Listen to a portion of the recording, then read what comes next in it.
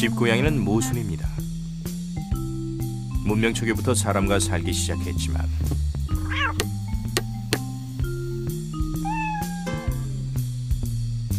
그 독립성은 잃지 않고 여전히 사람이 없이도 살 수 있습니다.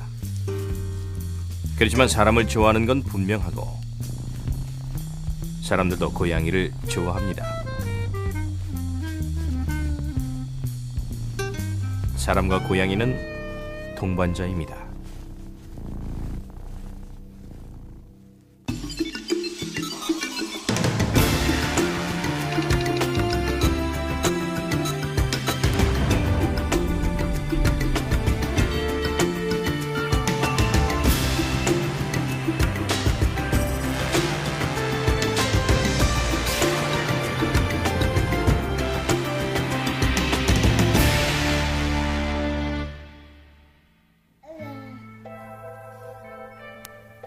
동반자 관계는 어려서 시작됩니다.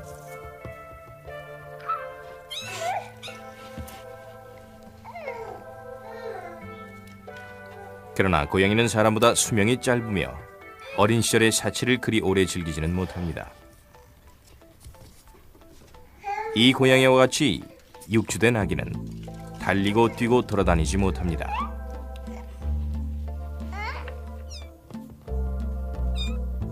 그러나 고양이는 이 아기보다 훨씬 어린 5개월만 되어도 벌써 어른이 됩니다.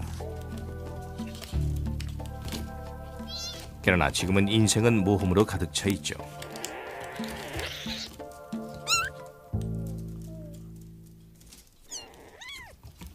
육주만 지나도 고양이의 특성이 대부분 나타나고 앞으로는 더 발달시키기만 하면 됩니다.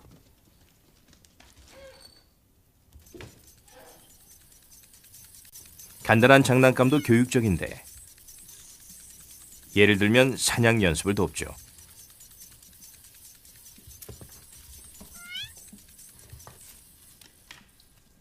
그러나 집고양이에게 가장 중요한 것은 인간과의 유대감입니다. 지금이 아니면 영영 기르지 못하고 야생으로 자라게 되죠. 인간과의 관계는 고양이에게도 도움이 됐는데 인간의 수가 증가하면서 집고양이의 수도 증가했습니다.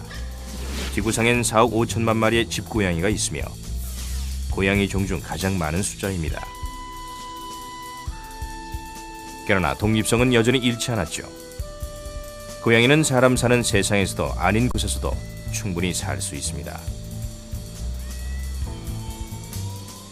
집고양이는 야생의 조상들이 가졌던 신체적 특징을 다 가졌는데 탄력과 민첩성,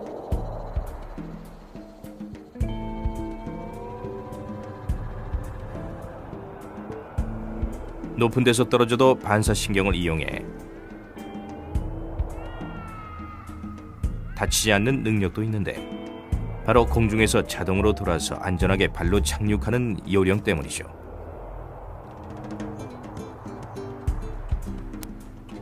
집고양이는 야생고양이처럼 불필요한 일은 하지 않는데 잠만 자면서 하루 18시간을 보내기도 합니다. 야생에서 고양이들은 밤에 사냥을 하는데 집고양이들도 그런 습성이 남아있어 사람이 보는 빛보다 6배나 흐린 빛에서도 볼 수 있습니다.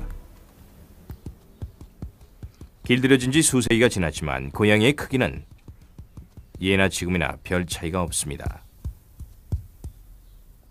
그러나 종에 따라 다양한 차이가 있는데 종종 인간들의 취향을 만족시키기 위해서 변화하기도 했습니다.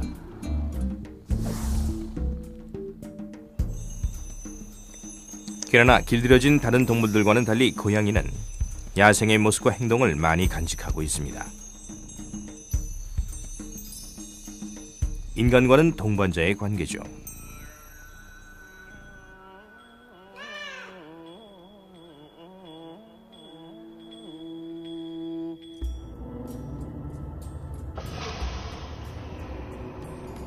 이 동반자 관계는 인류 최초의 문명이 발생한 4,000년 전의 고대 이집트로 거슬러 올라갑니다.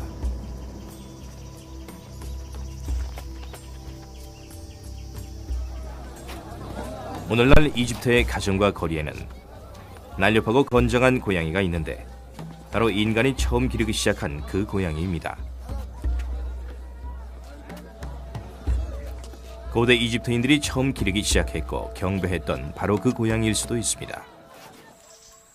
이 북아프리카 야생 고양이가 변화에 적응할 수 있었던 바로 이 고양이들의 조상입니다.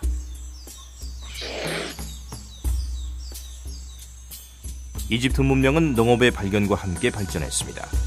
사람들은 곡식을 저장하기 시작했고 그 때문에 설치류가 나타났으며 설치류는 야생 고양이들을 불러들이고 고양이는 사냥꾼으로 각광을 받았으며 그로 인해 농부와 고양이 사이의 유대 관계가 형성되었습니다.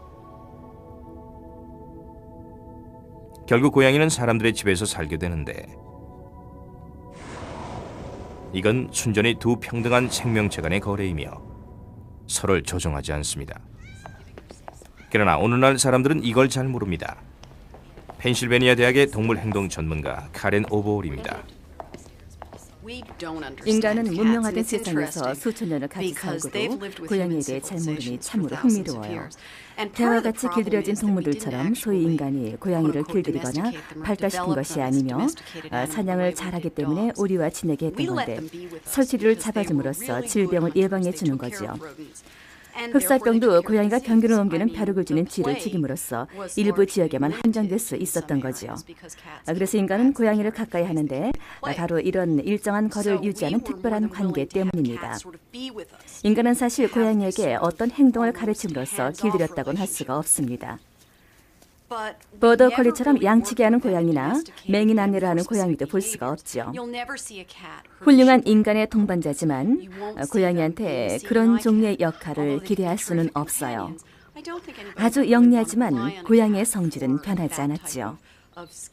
고양이가 매우 독립적이란 사실을 사람들은 자주 간과하죠.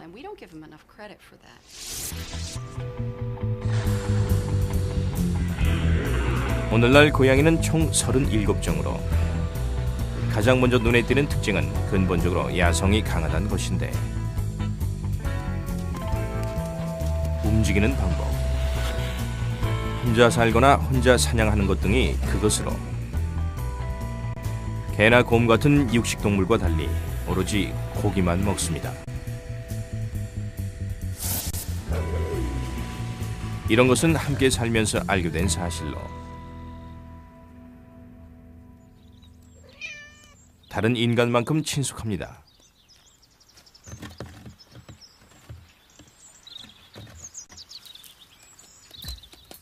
고양이의 동물적 특성을 알아보죠. 우아함과 유연함은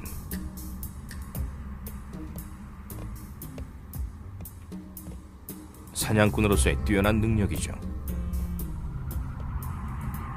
기본적으로 가볍고 유연하고 단단한 뼈대 구조에서 옵니다.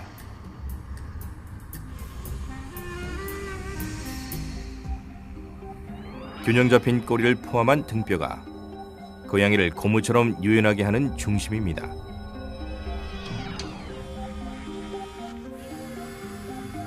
척추골 사이의 디스크는 다른 어떤 동물보다 두껍고 뼈 사이의 연결 상태는 더 느슨하여 몸이 훨씬 유연합니다.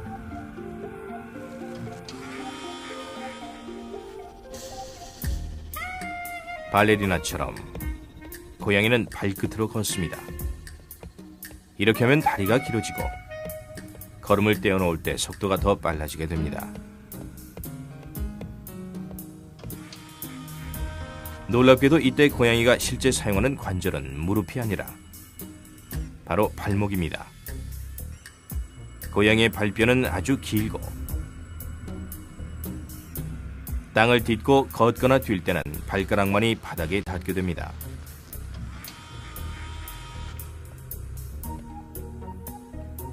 고양이의 민첩성의 비밀은 어깨의 디자인과도 일부 관련이 있습니다. 쇄골이 자유롭게 움직이고 어깨뼈가 척추와 연결되어 있지 않습니다. 모든 것이 인대와 근육으로 연결되어 있어 어깨를 자유로이 움직일 수 있으며 근육은 스프링처럼 작용하여 다른 포유동물의 근육보다 훨씬 더 유연합니다. 근육이 번지점프 코드처럼 늘어나고 수축해서 고양이는 자기 키 높이만큼 점프가 가능합니다. 사람도 고양이 같은 근육을 가졌다면 지붕 위까지 뛰어오를 수 있죠. 고양이가 점프할 때의 힘은 뒷다리 근육에서 옵니다. 각각의 근육은 여러 근육 섬유로 이루어져 있으며 재빨리 수축하면서 많은 에너지를 소모하고 다시 늘어날 땐 새총처럼 튀어나가는데 순간 속력엔 좋지만 장기간 달리기엔 너무 에너지 소모가 큽니다. 고양이는 단거리 선수지 마라톤 선수는 아니죠. 고양이는 좁은 곳에서 잘 걷는데 가슴이 좁고 앞발이 서로 가까이 붙어있기 때문에 가능하죠. 나뭇가지건 울타리 담이건 평지를 걷듯이 유유히 걸어다닙니다.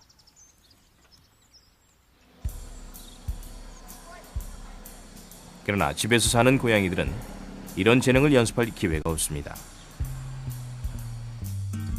인테리어를 야외와 비슷한 환경으로 바꾸면 가능할 수도 있겠죠.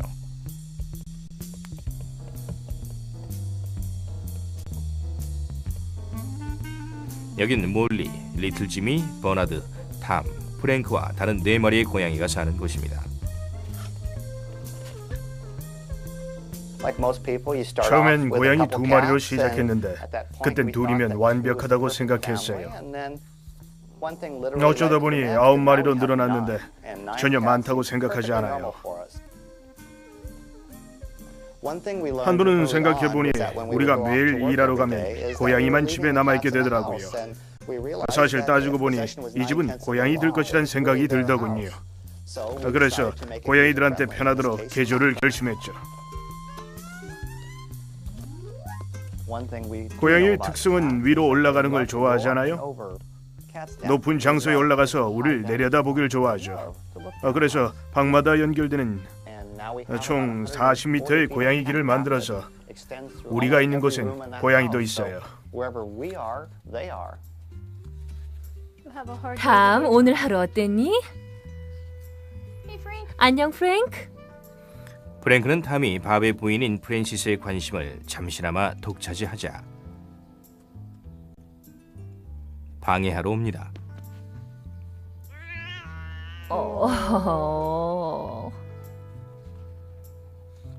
인간과 고양이의 관계에서 인간은 고양이에게서 즐거움을 얻고 고양이들은 실내 생활을 야외 생활만큼 즐겁고 활기차게 보낼 수 있죠. 더 안전하게요. 저희는 고양이 길이 고양이한테도 좋지만 저희도 즐길 수 있도록 했습니다.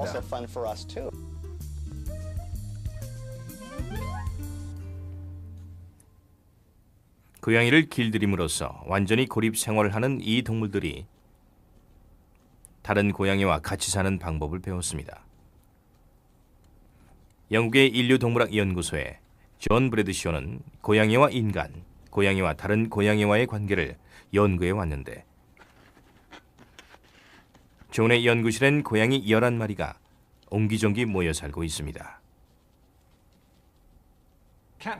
고양이는 충성스러운 개와는 달리 종종 이기적인 동물로 그려져 왔습니다. 고양이에겐 충성이란 개념이 없고 인간과의 관계를 동등한 동반자 관계로 보지 종속적인 관계로 보지 않습니다. 물론 어울릴 줄은 알죠. 고양이의 이점을 우리가 잘 모르고 있는데 사실 인간뿐만 아니라 환경만 갖춰진다면 다른 고양이와도 관계를 맺으며 살아갑니다. 1977년 옥스퍼드의 생물학자 데이빗 맥도널드가 농장에서 자유롭게 사는 고양이들을 연구한 것을 보면 고양이의 사회성을 알 수 있습니다. 맥도널드 교수팀은 4마리의 고양이의 라디오 송신기를 달아 1년 동안 관찰했는데 고양이의 일거수일투족이 다 기록이 되었죠. 암컷 3마리와 수컷 1마리였는데 암컷들은 늘 농장 주인이나 친한 고양이 주변에 머무른다는 걸 맥도널드는 발견했죠. 반면 수컷은 3분의 2는 돌아다니거나 쥐를 쫓으면서 밖에서 보내지만 나중엔 항상 집으로 돌아왔습니다. 가장 놀라운 것은 한 암컷이 새끼를 낳을 때 다른 암컷이 도와준다는 사실이었습니다. 꼭 산파처럼 탯줄을 끊는 것도 도와줬죠. 나중에는 두 마리가 한 우리에 살며 서로 고양이를 돌봐주었죠. 이것은 반야생의 고양이가 가까운 협력 관계를 맺으며 사는 걸 보여준 최초의 과학적 기록이며 환경에 따라서 사회적인 동물이 될 수도 있다는 증거이기도 합니다. 맥도널드의 연구는 고양이 사회는 개나 늑대처럼 상하 수직 관계에 의해 이루어지지 않는다는 걸 보여줬습니다. 훨씬 더 동등한 동반자 관계로 친한 암컷끼리 풍부한 먹이와 새끼를 기를 만한 장소만 되면 같이 모여 산다는 걸 보여줬죠. 현대 흑사병이 사라지면서 농장에서 쥐를 잡던 고양이들의 설 자리가 없어졌습니다. 그러나 세상엔 반야생의 고양이가 함께 살 수 있는 곳이 많습니다. 이탈리아의 한 섬 스트롬볼리는 이런 고양이의 천지입니다. 이곳 고양이들은 애완용은 아니지만 돌봐주고 먹이를 주는 사람들이 있습니다.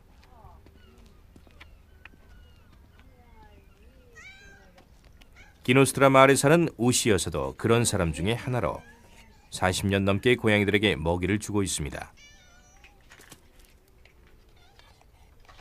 사람들에게서 먹이를 많이 얻을 수 있는 곳에 고양이들이 집단으로 서식하죠. 일부러 먹이를 주는 사람도 있고 식당 밖에 버려진 음식이 많은 경우도 있겠죠. 고양이들은 어떤 곳에 음식이 정기적으로 있다는 걸 알면 그곳에 모여서 집단을 이루어 살기 시작합니다. 이런 집단은 고양이의 행동을 관찰하는 데 아주 편리하죠. 작은 지역이라 지켜보기가 쉬워요. 너무 흩어져 살면 찾기가 어려우니까요. 집단을 이루어 사는 고양이들은 야생 조상들이 염려할 필요가 없던 문제가 생겼죠. 예를 들면 지속적인 의사소통인데 야생 고양이는 영역 표시에 냄새를 사용했지만 집단으로 사는 고양이는 냄새를 의사소통에 사용하고 소변을 두거나 뺨에서 분비되는 특수한 물질도 목소리나 신호 같은 독특한 메시지를 남길 수 있습니다. 고양이의 후각은 고도로 발달되어 있습니다.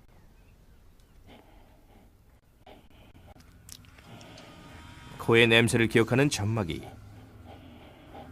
인간보다 2배나 넓으며 그 아래는 제이콥슨 기관이라고 불리는 두 번째 냄새 탐지기가 있는데 이 기관의 용도는 입을 통해 공기를 끌어들이면 특별한 세포가 그 냄새를 분석합니다. 냄새만이 아니라 비비는 것으로도 의사소통을 합니다. 비비기 신호는 고양이 사회에서뿐만 아니라 인간과 고양이의 관계에서도 아주 중요하다고 생각합니다. 고양이는 자기보다 좀 더 크거나 사나운 고양이에게 비비는 경향이 있는데 예를 들면 암컷들은 복종하고 싶은 수컷 고양이한테 비비거든요. 사람한테 비비는 것은 우리가 자기들보다 좀 더 강하고 힘이 있다는 증거인데 좀 더 크다 뿐이지 우월하다고 생각해서가 아닙니다. 우리가 좀 더 크다는 사실을 인정하고 우호 관계를 유지하고 싶다는 것을 의미하는 것입니다. 가르랑거리는 소리도 있는데 가르랑거리는 소리는 상대를 유혹하거나 육체적 접촉을 야기하는 것 같습니다. 기분이 좋을 때나 다른 고양이나 주인이 가까이 오기를 원할 때 가르랑거리는 소리를 내죠. 그러나 자동차에 치였던가에서 아주 고통스러울 때도 그런 소리를 내는데 사람들은 가르랑거리는 소리를 즐거울 때만 내는 줄 아는데 실제로는 그렇지 않아요. 주의를 끌기 위해서나 특수한 상황에서 도움을 얻기 위해 내기도 하죠. 바깥 성대를 울려서 내며 각각의 고양이는 나름대로 독특한 주파수가 있습니다. 농장 고양이와 일반 고양이를 관찰하면서 우리가 발견한 사실 중 하나는 싸움이나 특별한 일이 없는 한 고양이는 조용한 걸 좋아하며 소리내는 걸 별로 듣지 못하죠. 야옹 소리도 웬만해선 잘 내지 않습니다. 야옹 소리를 내는 것은 학습에 의한 것이라고 생각합니다. 고양이는 인간이 소리에 잘 반응한다는 것을 알게 됐죠. 인간은 대화를 하는 종입니다. 그래서 고양이도 주인의 주의를 얻는 최고의 방법이 소리를 내는 것이란 걸 알게 된 것이고 거기에 자기가 원하는 것을 몸짓을 사용해서 표시하는데 먹이를 원한다든가 밖에 나가고 싶다든가 따위 등이죠. 어떤 주인들은 주인과 고양이가 차례대로 말하면서 일종의 대화 같은 것으로 발전시키기도 합니다. 고양이가 정말 주인의 말을 이해하는지 아니면 단순히 주의를 끌어서 빨리 먹이나 줘요 하는지는 알 수가 없지만 사람 주위에 있을 때 소리를 더 많이 냅니다. 작곡가인 린지 드폴은 고양이 말에 능숙합니다. 고양이가 2마리인데 하나는 쉘포인트 샴종이고 이 작은 건 클리오.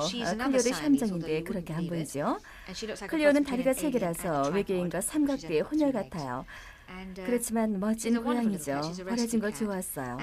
전 고양이마다 사용하는 언어가 다르다는 걸 발견했어요. 클리올리올리오? 클리올리올리오? 그래? 전에는 버미즈 언어를 알았는데 지금은 샴 언어를 꽤 잘합니다. 그래, 이거 줄까? 야옹, 야옹, 야옹, 야옹, 야옹,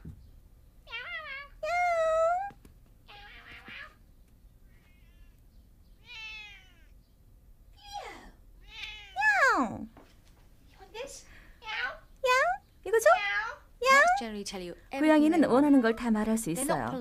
버릇은 좀 없어서 단도직입적으로 나가고 싶어요. 음식 줘요. 내버려둬요. 쓰다듬어 줘요라고 하죠. 그 소리를 잘 듣고 그대로 흉내내면 되지요. 아마 무슨 뜻이 있겠죠. 어쩌면 나쁜 뜻일지도 모르죠.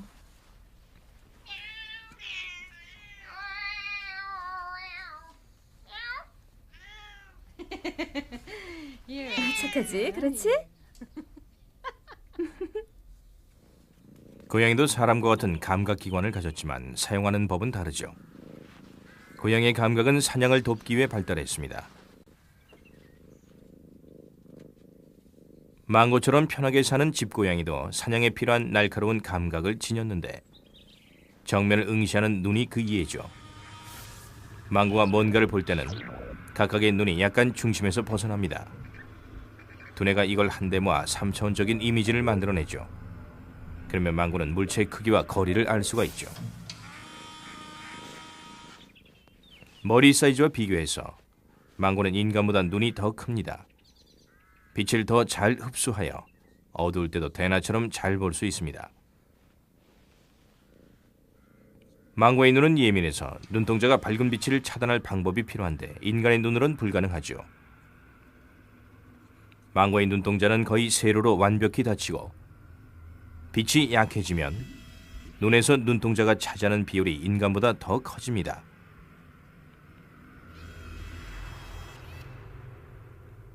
망고는 아주 어두운 데선 보지 못하지만 인간이 볼 수 있는 것보다 훨씬 어두운 곳에서 볼 수가 있습니다. 고양이는 눈 뒷면에 거울 세포층이 있어서 빛감지 망막에 감지되지 않고 통과한 빛이 다시 반사되어 수용체가 다시 감지할 기회를 줍니다. 이로 인해 망고의 눈은 40% 더 효과적으로 작용하는데 흐린 빛에서도 민감하게 작용하는 빛감지 세포가 많아서 훨씬 도움이 됩니다.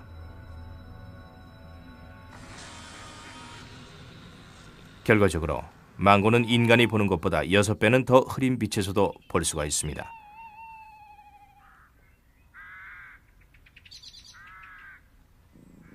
그러나 고양이가 인간보다 모든 면에서 나은 것은 아닙니다.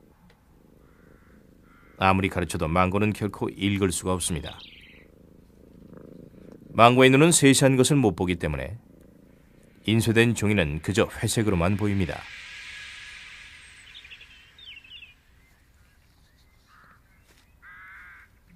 고양이가 보는 세상은 저시력자가 안경 없이 보는 것과 같습니다.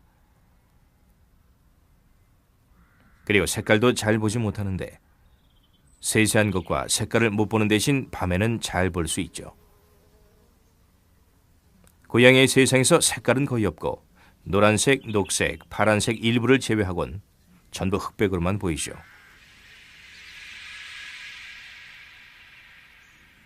사냥에 중요한 또 다른 도구는 청력입니다.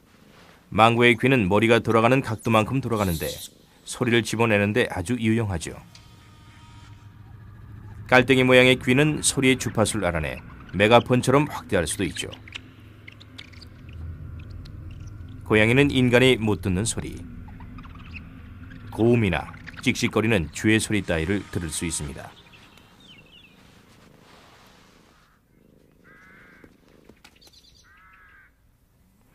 고양이가 소리를 들으면 정확히 어디서 나는지 알 필요가 있는데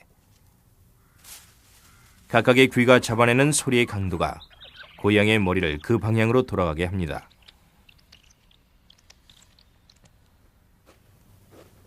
고양이는 움직임을 잡아내는 능력도 뛰어납니다. 그러나 먹이에 가까워졌을 때 필요한 감각은 촉각입니다. 이런 놀이를 통해 망고는 사냥 연습할 기회를 가지게 되죠. 망고는 깃털을 잡기 위해 수염을 사용합니다. 수염은 보통 털보다 3배 정도 두꺼우며 일반 피부보다 더 예민한 피부에 3배나 깊숙이 박혀 있어서 이 피부가 수염에 닿은 모든 세세한 정보를 뇌에 전달하게 됩니다.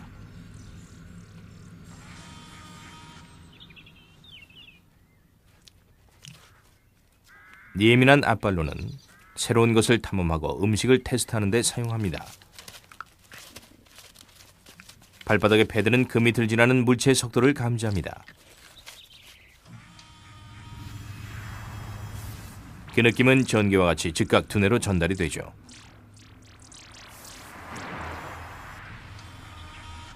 고양이는 물건을 가볍게 두드리거나 쓰다듬는 것만으로도 많은 것을 알아냅니다. 고양이의 감각은 사냥에 알맞게 발달되었을 뿐만 아니라 짝짓기에도 좋습니다. 발전기가 되어 암컷이 냄새를 피우면 수컷은 코에 달린 제이콥슨 기관으로 그 냄새를 감지합니다.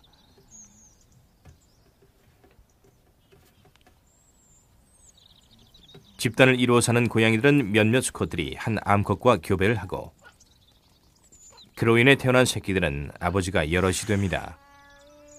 자유로운 교배를 통해 암컷은 적어도 새끼가 최상의 유전자를 받을 수 있도록 노력하고 평화를 지키는 수단도 됩니다. 수컷이 어떤 고양이가 자신의 새끼인지 모르니까 해치거나 죽일 위험도 줄어들게 되죠.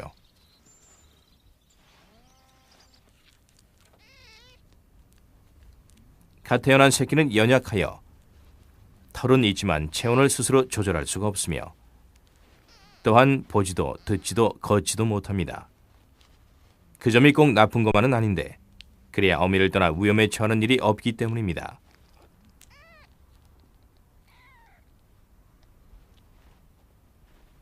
새끼들은 냄새를 맡고 어미의 따뜻한 젖꼭지를 찾아가 하루에 8시간을 빨아댑니다.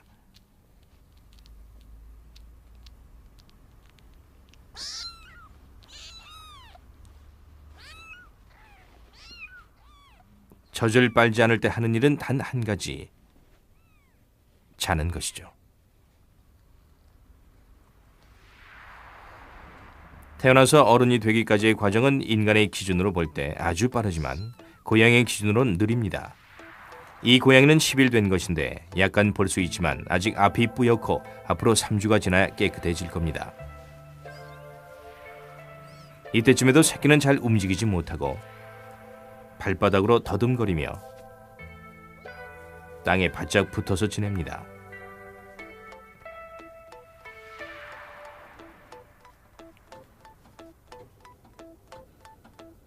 그러나 3주가 지나면 새끼들은 조금 불안하긴 해도 서서 걸을 수 있습니다. 다 자란 고양이처럼 아직 발끝으로 걷진 못하는데 자세를 완벽히 하려면 시간이 걸립니다. 그러나 새끼들은 자신감이 생기고 탐험과 놀이에 대한 관심을 나타내기 시작합니다.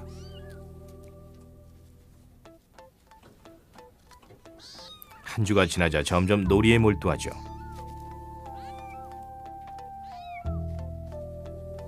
눈은 더 깨끗해져 시력은 나아지고 꼬리를 사용해 균형을 잡습니다. 5주가 지난 새끼들은 고양이를 고양이답게 만드는 거의 모든 것을 조절할 수 있으며 걸음걸이도 고양이다워집니다. 방향 감각이 뛰어난 청력도 발달되고 시력은 나날이 좋아집니다.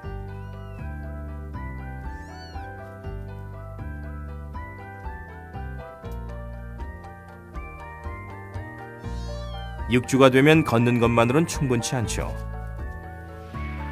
장난치고 털 고르는 일도 시작합니다.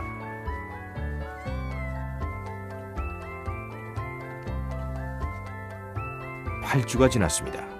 겨우 2달의 기간 동안 새끼는 어리지만 완벽한 고양이가 되었고 지금부터는 좀 더 자라고 연습하는 일만 남았습니다.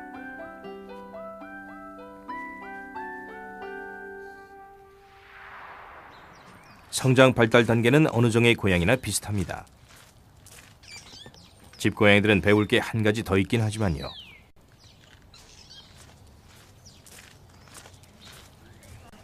사람들과 어떻게 지내느냐 하는 것이죠. 안녕 예쁘나. 영국의 브리스톨에 사는 이 사람들은 버려진 고양이와 새끼들을 돌봐주는 자원봉사자들입니다. 그래 착하기도 하지. 괜찮아 예쁘나. 아가야 어디 보자. 정말 예쁘기도 하지. 보통 고양이들은 태어날 때부터 인간과 친숙하다고 생각하는 것과는 달라서 배워야 합니다. 처음 눈 뜰 때부터 배우기 시작하여 아마 7, 8주가 지난 다음에 완전히 배우게 될 겁니다. 그 시기에 관심과 통제를 많이 받은 고양이는 사람과 친숙하여 사람 무릎에 뛰어오르거나 쓰다듬어 주는 걸 좋아하고, 반면에 별로 관심을 못 받은 고양이는 무관심하여 인간과 지내기는 하나 일부러 찾지는 않습니다. 그 중요한 시기에 인간과 전혀 접촉이 없다면 사람들과 친해지지 않고 야생으로 남게 되겠죠. 사람과 접하지 못한 고양이들은 이런 삶을 알 수가 없겠죠. 돈 잉글랜드입니다.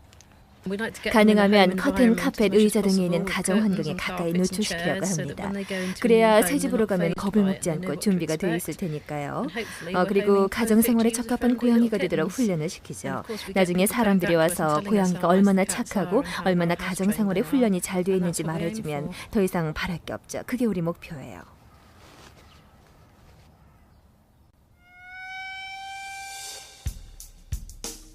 집고양이들도 원칙적으로는 야생 고양이와 같은 종입니다. 야생과 다른 중요한 두 가지는 사람이나 다른 고양이와 어울려 산다는 것과 색깔입니다.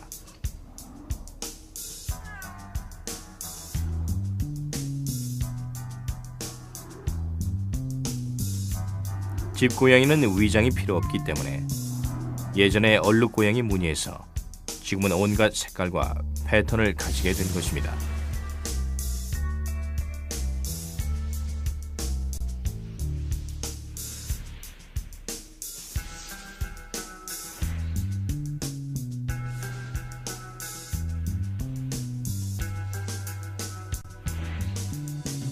검은색이 맨 먼저 나타나게 됩니다. 약 2500년 전에 페니키아인들은 고양이를 이집트에서 몰래 들여와 자신들 선박의 쥐를 잡도록 했는데 그 고양이들은 대부분 검은색이었습니다.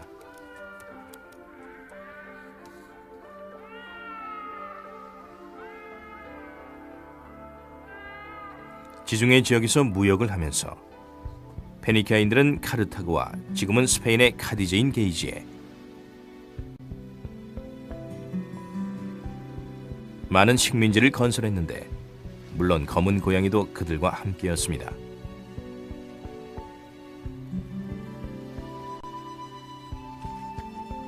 그 당시 고양이들은 지중해 전역에 퍼져 살게 되었는데 오늘날 베니스를 어슬렁거리며 다니는 검은 고양이의 조상은 아마도 페니키아 선박 출신이겠죠.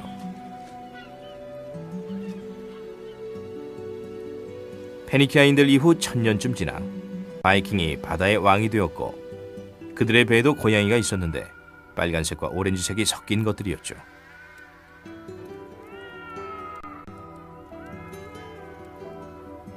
이 고양이들은 고대 터키가 원산지인 것 같은데 바이킹들이 멀리 여행하면서 빨간 얼굴 고양이를 터키에서 유럽강 상류하류로 심지어 고국인 스칸디나비아 반도까지 데려간 것이죠.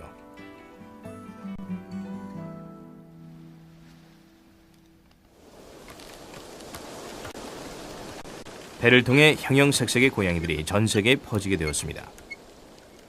지구상에 사람이 사는 곳 어디에나 고양이가 살았습니다.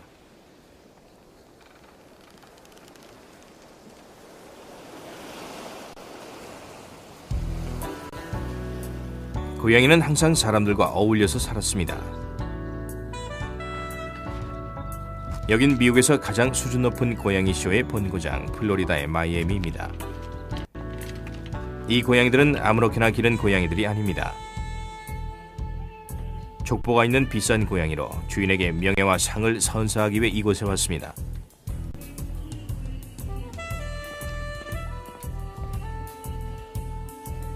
인간과 고양이의 관계가 극도로 긴장된 것이죠. 색이 고르게 보이라고 화장을 해주고 있어요. 스타가 되기 위해 단장을 합니다. 야성적이야. 아주 아름다워요.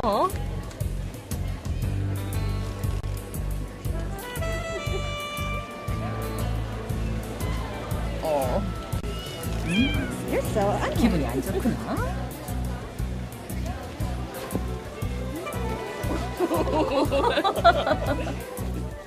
고양이 쇼는 약 100년 전에 시작됐는데 현대 존재하는 많은 종들은 고양이와 쇼의 결과물이죠. 현대의 고양이는 자연적으로 지역적으로 여러 타입이 있는데 샤르트르주는 십자군과 프랑스 로마 가톨릭 수도승과 관련이 있으며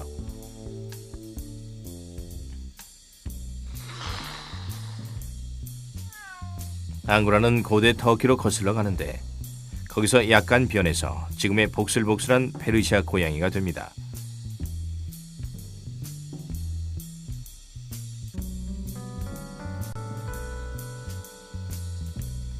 털이 긴 메인쿤은 추운 뉴잉글랜드의 겨울 날씨에서 자연적으로 생겨났고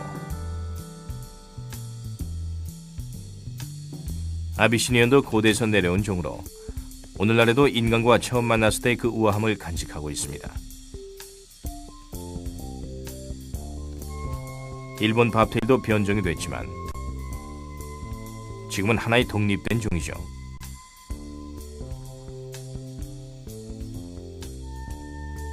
점박이 오시켓도 야생 고양이처럼 보이나 인위적으로 만든 것입니다. 특이한 귀를 가진 아메리칸 컬도 1981년에 발견된 고양이의 변종입니다. 곱슬거리는 털을 가진 커니시르엑스도 최근에 나온 종으로 약 50년 전 농장의 고양이에서 변종된 것입니다. 시암 고양이는 날렵하고 영리한데 사람들이 가장 좋아하는 종 중에 하나입니다. 고대부터 내려온 종으로 지금은 태국이라 알려진 시암이 기원입니다.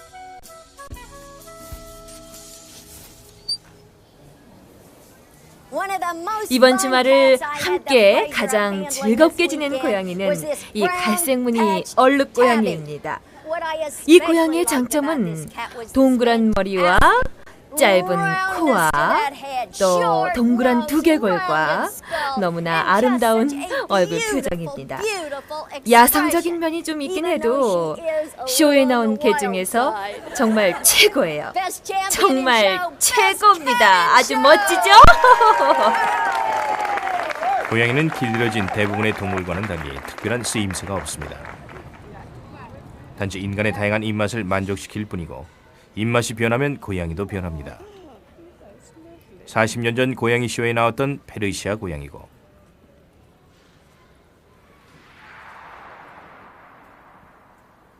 현대 페르시아 고양이입니다.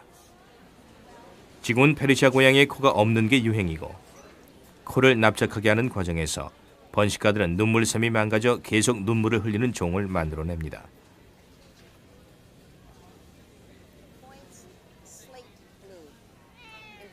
현대의 시암 고양이는 소위 서양인들이 말하는 오리엔탈 룩을 재창조하기 위해 건강과 번식에 이상이 있는 말라빠진 약골로 만들었습니다.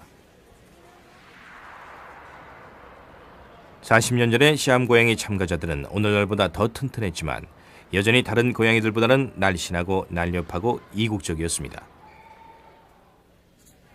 시암 고양이의 현대 종을 보면 얼굴은 둥글지 않고 삼각형이 됐으며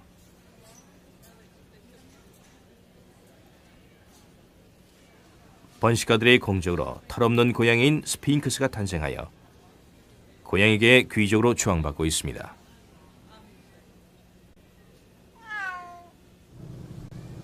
마이애미의 다른 지역엔 이런 고양이도 있습니다. 페럴 고양이죠.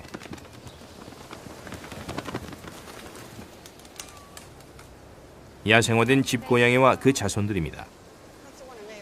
이들은 우리가 사는 곳 구석 어딘가에서 집단을 이루어 서로서로 의지하며 인간이 버리는 음식에 의존해 살아갑니다. 이리 오렴. 이리 와 나비야. 이리 와. 응? 미국에만 6천만 마리의 고양이가 이런 식으로 삽니다. 이리 와 나비야. 살아남는 것들은 건강하지만 사람들은 이 고양이들을 귀찮게 여기며 어떤 곳에선 죽이기까지 합니다. 그러나 캣 네트워크나 엘리캣 협회 같은 곳에서는 먹이는 주되 번식은 막는 중간 방법을 쓰고 있습니다. 도망은 안 가니 정말 다행이지 뭐. 이제 북쪽으로 가서 나머지 먹이고 나중에 와서 접시를 가져가지요. 됐죠? 좋아요. 좋아요. 잘 있어 잘 얘들아. 있어. 어떤 도시에선 패럴 고양이 거세 프로그램을 운영합니다. 이곳은 플로리다의 올란도에 있는 고양이 복지단체 케어의 본부입니다. 코니 그레엄과 바바라 로건은 고양이를 잡아서 거세를 해줍니다. 하얗고 갈색의 수컷을 쫓고 있어요. 몇 살쯤 된 것 같아요? 아마 한 살쯤? 많은 사람들은 패럴 고양이들을 안락사시키는 게 최선의 방법이라고 생각하며 오랫동안 그렇게 해왔지만 문제는 해결되지 않았죠. 여전히 패럴 고양이는 예전보다 많으며 아무도 그 정확한 숫자는 모릅니다. 세기가 불가능하니까요. 그러나 대략 몇백만에서 몇천만 정도로 추산하고 있는데 이 고양이들은 애완용이었다가 사람들이 이사하면서 버리고 가거나 또 어딘가에 갖다 버린 고양이입니다. 그래서 온전한 고양이들, 즉 거세나 난소절제를 안 한 고양이들은 다른 고양이를 찾아 번식을 하게 되죠. 처음엔 한두 마리지만 깨닫지도 못하는 사이 20마리, 40마리의 집단이 생겨나죠. 한 구역에 덫을 놨는데 그곳에서만 80마리가 잡혔어요. 정말 놀라울 일이죠. 이론적으로는 암컷 한 마리가 수천 마리의 새끼를 낳을 수도 있습니다. 물론 자연사가 있으니 그 정도는 아니겠지만 번식을 완전히 차단하는 방법을 찾고 있습니다. 고양이는 덫에 잘 걸리는 동물이 아니지만 올란도와 오렌지 카운티 전역에선 케어와 같은 기관이 덫을 사방에 놓고 옆에 사람을 대기시켜 동물이 스트레스 받지 않게 걸리는 즉시 덮어줍니다. 도시 전역에서 고양이를 수술시켜줍니다.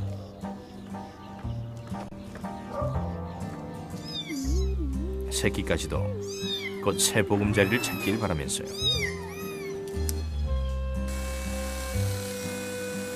꼭 생산조림 라인 같은데 고양이들은 마취 상태에서 수술을 기다립니다. 매우 효율적이고 고통도 없죠.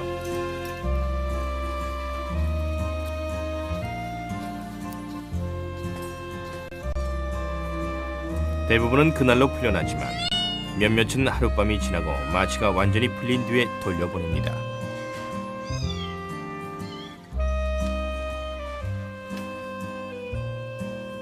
대부분은 살던 곳으로 돌아갑니다. 집에 왔다가야 여기가 어딘지 알아? 자원봉사자들이 정기적으로 점검하며 먹이를 줍니다. 착하지? 우리가 수술이나 예방 접종 등 약간의 도움만 주면 건강하게 오래 살 확률은 훨씬 높아지죠. 죽는 것보다는 그게 훨씬 낫죠. 목숨은 귀중하니까요. 그리고 우리 모두 죽음에 직면하게 될 테지만 불필요한 죽음은 정말 피하고 싶어요. 사람들이 고양이에 대해 좀 더 알고 잘 돌봤더라면 패럴 고양이는 아예 생기지도 않았을 겁니다. 여러분, 오늘 특별한 손님을 모셨어요. 새끼 고양이가 인간에 대해 배웠듯 아이들도 고양이에 대해 배워야 합니다. 집에 고양이 있는 사람? 좋아, 로베르토 알렉시스가 있구나. 로베르토, 네 고양이 이름 뭐지? 키코. 알렉시스, 네 고양이 이름은? 플러피. 헥터가 특별한 고양이 3마리를 데려올 텐데 모두 쓰다듬어주고 이름도 알아서 불러보고 고양이들의 특별한 것들을 배워볼 거야. 준비됐지? 네! 좋아. 마이애미의 헥터 캐스트너와 그의 고양이들. 버스터 F팀은 학교를 방문합니다. 오늘 여러분을 위해 데려왔어요. 얘는 플래시백, 얘는 버스트야. 버스터야? 버스터야? 버스터!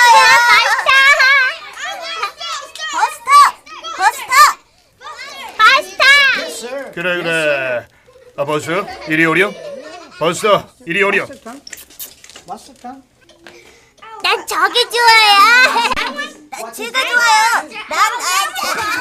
아, 이름이 뭐였지? 자, 불러봐.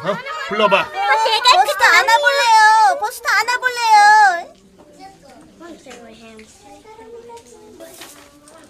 이 고양이들은 고양이를 돕는 사람을 돕고 사람들을 돕는 사람들을 돕는 고양이도 있습니다. 마를리, 북아프리카 치타에게서 찾던 샘플을 찾은 것 같아요. 잘 됐네요. 국립암연구소의 스티븐 오브라이언 박사입니다. 처음 고양이에 관심을 갖기 시작한 것은 약 15년 전 인간에게 치명적인 몇몇 질병은 고양이에게도 치명적이란 사실을 알고 나서였어요. 그때가 1980년대로 에이즈 바이러스의 고양이판이 처음으로 발견된 때였죠. 우리가 궁금히 여긴 것은 에이즈와 같은 병을 앓는 집고양이들이 다른 과의 고양이들에게도 영향을 끼치는가였습니다. 처음 에이즈가 나타났을 때 많은 사람들이 죽은 것처럼 모든 고양이 종을 그런 식으로 죽였던 초창기로 들어서고 있었던 것입니다. 예상은 끔찍했습니다. 전 세계 야생 고양이 36종은 안 그래도 멸종될 위기인데 에이즈까지 가세한다면 그 위험은 훨씬 더 높아지겠죠. 그러나 여러 종의 혈액 샘플을 모으면 모을수록 새로운 사실을 발견할 수 있었습니다. 우린 전혀 기대하지 못한 결과에 직면했죠. 그 결과란 지구상의 거의 모든 고양이 종은 에이즈를 발병하는 바이러스에 어느 정도는 감염되어 있는데도 차이점은 이 야생 고양이들은 최소한 우리가 조사한 고양이들은 면역 결핍증에 걸리지 않았는데 이해할 수가 없었습니다.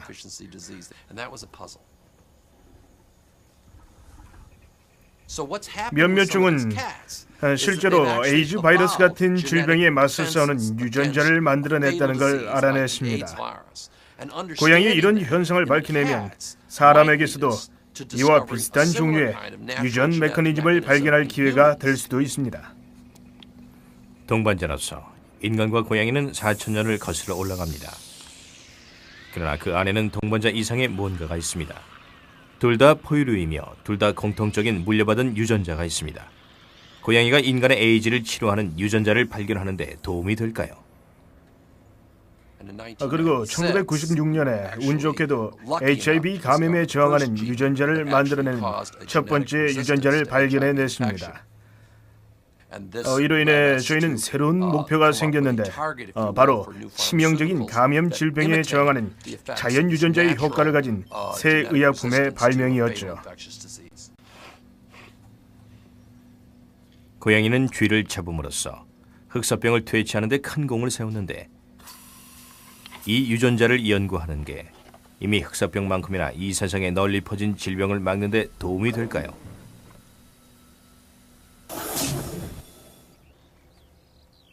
고양이는 결국 인간의 친구입니다. 문명의 시작과 함께 인간과 함께했으며 인간이 길들인 모든 동물들 중에서 주종 관계를 맺지 않은 유일한 동물이죠. 고양이는 인간과 머물며 우리도 고양이와 함께 사는 이유는 바로 한 가지. 우리도 그들을 좋아하고 그들도 우리를 좋아하니까요.